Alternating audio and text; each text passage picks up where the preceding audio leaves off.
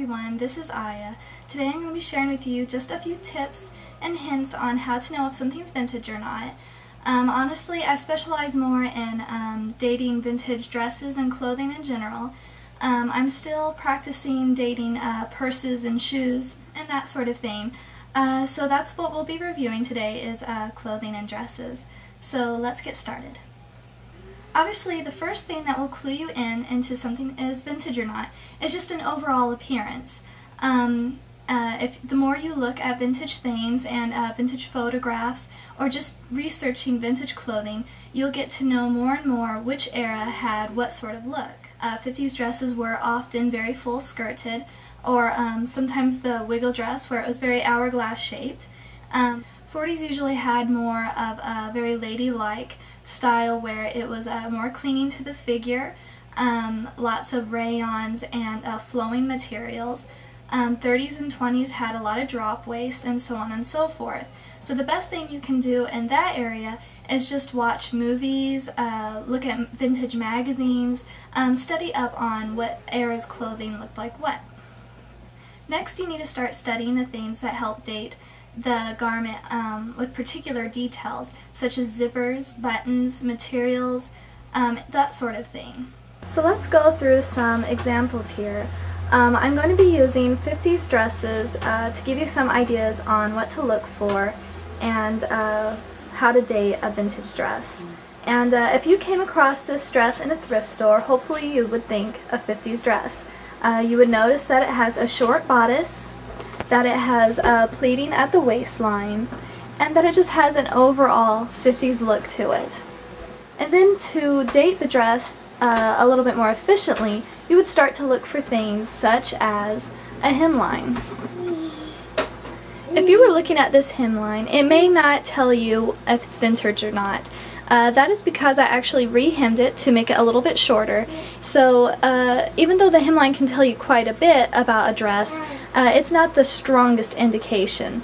Next, you want to start looking for things like a label. A label will pretty much tell you if a dress is vintage. If seeing this label, you can tell that it's rather simple, that it just has a classic, elegant writing, which a lot of 50s dresses especially did at the time. But most importantly, there are no size tags and there are no washing instructions. That is because washing instructions weren't legally forced upon the creators of the garments until the 70s. So if it looks like a 50s dress and it doesn't have washing instructions, most likely it is a 50s dress. Another good indication is if it has a zipper. This dress does have a zipper on the side. Sometimes they did on the side, sometimes they did in the back. So any dress that has a metal zipper will most likely be vintage because after the 60s they got plastic and nylon zippers. Most dresses, even if they had good quality, tend to have plastic and nylon zippers. So keep that in mind, especially labels and zippers. Here is another 50s dress as an example. This dress actually happens to be one of my favorites. Anyway, again, you would look at the hemline. As you can see, the stitches are simple, the hemline is pretty deep, and there's just not a very tightness that a lot of modern machines tend to do on stitching. So it's just something you have to kind of look and pay attention to. Over time, you'll start to notice the differences. If you look for a metal zipper, which there is one on the back, let me turn this around. Here's the metal zipper on the back.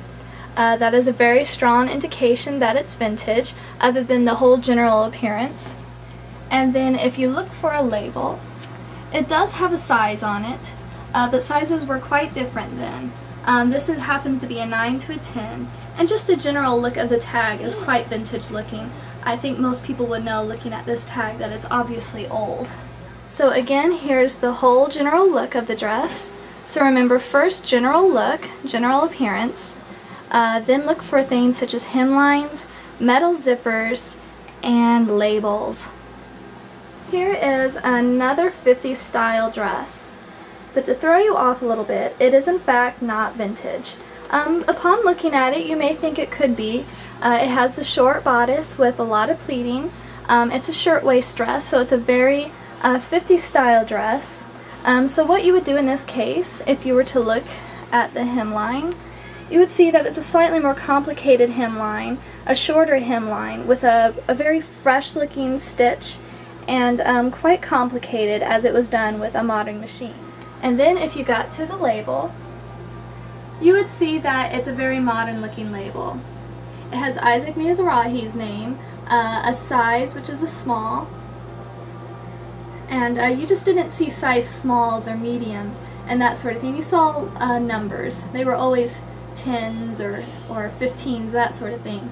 And there are washing instructions, and of course this is a big indicator that it is not vintage because, again, washing instructions didn't come in until the 70s.